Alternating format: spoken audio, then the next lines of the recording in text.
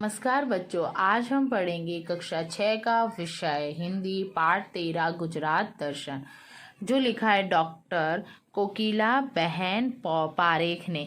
ठीक है, इसके पहले भाग के अंदर हमने गुजरात दर्शन के अंदर गांधीनगर, साबरमती आश्रम, फिर ये जो महात्मा मंदिर है उसके बारे में पढ़ा था। आज अब हम इस विभाग के अंदर पढ़ेंगे। देखो, फिर हमने सूर्य मंदिर पढ़ा था जो एक उड़ीसा में, दूसरा मोढेरा में है। आज हम पढ़ेंगे यहाँ पर पावागढ़ और के बारे में। अब यहाँ हम शुरू करते हैं भाग 2 के अंदर। तारीख है आपकी 17 नवंबर 2012। सुबह 8 बजे पावागढ़ की तलहटी से चंपानेर शहर पहुँचे। कहाँ से? पावागढ़ तलहटी से चंपानेर शहर। चंपानेर पुराने समय की गुजरात की राजधानी थी। अब चंपानेर क्या है? पुराने समय में गुजरात की क्या थी? राजधानी थी। जैसे अभी गांधीनगर है वैसी। वनराज चावड़ा नामक राजा ने अपने, अब कौन से राजा ने? वनराज नामक राजा ने अपने विश्वासु और बुद्धिमान मंत्री चंपा की याद में यह बसाया था। अब उन्होंने यह किसके लिए बसाया था? उनके विश्वास पात्र और बुद्धिमान एक मंत्री थे जिनका नाम था चंपा। उन्हीं के नाम पर यह शहर बसाया था, इसीलिए हम इसे किस नाम से जानते हैं? चंपानेर के नाम से जानते हैं। यहाँ प्राचीन किला, बड़ा तालाब, हवा महल, जामा मस्जिद, केवड़ा मस्जिद तथा नगीना महिमा सुल्तान महमूद बेवड़ा के महल के अवशेष देखे। तो यहाँ पर तरह तरह के अवशेष मिले हैं। तलहटी से पावागढ़ 800 मीटर की ऊंचाई पे। तलहटी मतलब जमीन से नीचे से पावागढ़ कितना ऊंचा है? 800 मीटर की। चंपानेर से पावागढ़ जाते काफ़ी ऊंचाई पर बसने से पहुँचे। यहाँ क्या थी? धर्मशालाएं, दुकानें और आवास है। यहाँ पर धर्मशालाएं भी है, बहुत सारी दुकान है और आवास, रहने की जगह। इसके बाद तेलिया तालाब और दूधिया तालाब देखा। 2 तरह के तालाब थे वहाँ पर, तेलिया और दूधिया, उनको देखा। उसके बाद है मांझी से पावागढ़ पर महाकाली माता का मंदिर 550 मीटर की ऊंचाई पर है। यहाँ से हम उड़न खटोले में बैठकर, आप सबने देखा है ना उड़न खटोला होता है, देखो ये है आपका पावागढ़ उड़न खटोला, जिसके अंदर हम बैठ के ऊपर जा सकते हैं। पर्वत पर पहुंचे। यहाँ से 250 सीढ़ियों की चढ़ाई के बाद हम महाकाली मंदिर के तक पहुंच गए। वहां पर दर्शन किया। महाकाली के साथ जुड़ी पताई रावल राजा की कहानी मैंने छात्रों को सुनाई। महाकाली मंदिर के साथ साथ उनसे जुड़ी जो पताई रावल राजा थे, उनकी जो कहानी थी मैंने छात्रों को बताई। आपके अध्यापक भी यदि आपको कहीं ले जाते तो उसके बारे में आपको बताते हैं। यहाँ नवरात्रि में गरबा होता है। नवरात्रि के अंदर क्या होता है? गरबा। पावागढ़ पर से दूर चारों ओर का दृश्य मनमोहक लगता है, मन को मोहने वाला लगता है।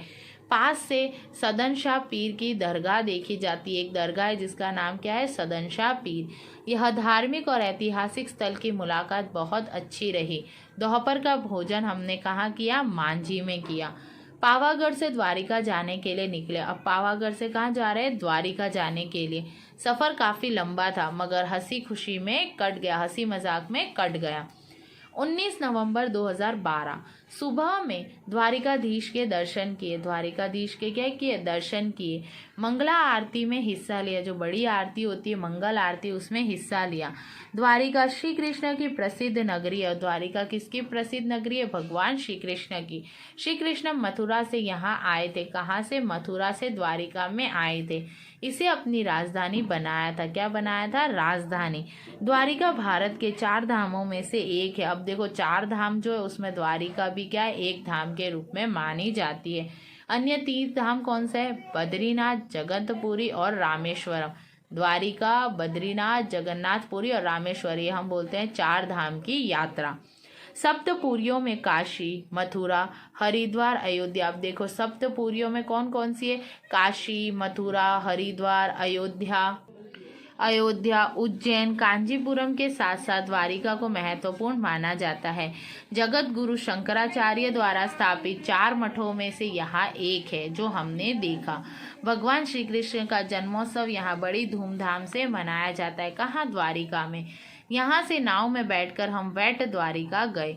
ऐसा कहा जाता है कि द्वारिका सुवर्ण नगरी थी जो समुंदर की गहराई में छुपी है। अब द्वारिका कैसी थी? सुवर्ण, सोने की नगरी के जैसे, जो समुद्र की गहराइयों में छिप गई है।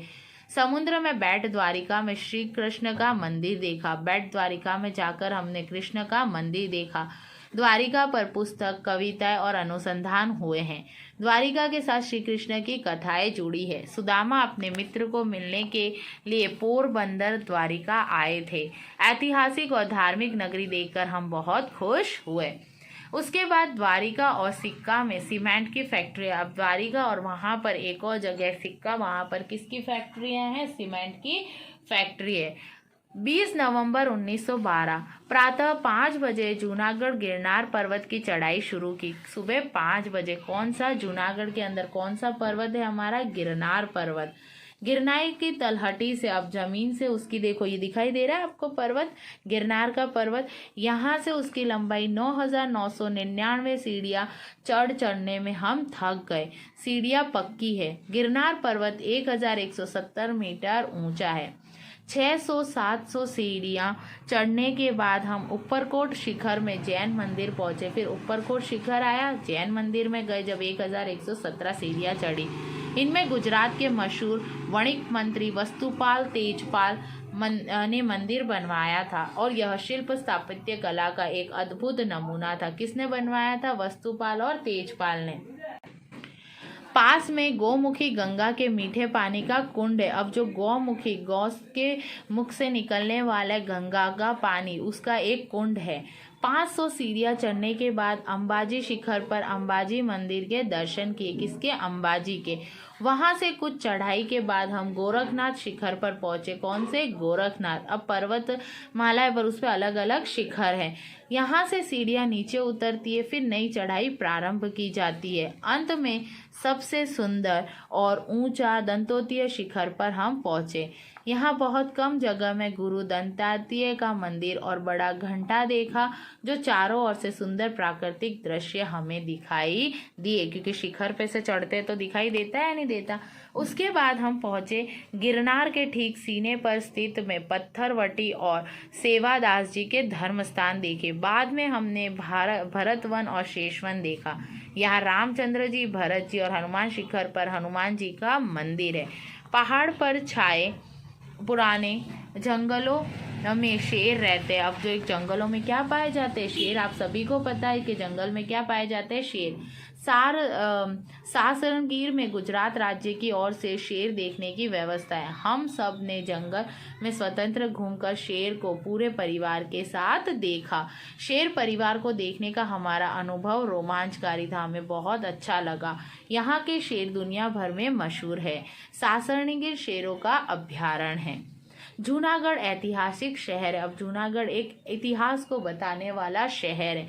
यहाँ हमने अशोक के शिलालेख, ऊपरकोट का किला, बौद्ध गुफाएं, वावड़िया, नवघण कुआं, नरसिंह मेहता का चौरा, दामोदर कुंड वगैरह स्थान देखे। ये अलग अलग स्थान हमने जूनागढ़ के अंदर देखे और ये सारे हमें इतिहास के बारे में बताते हैं।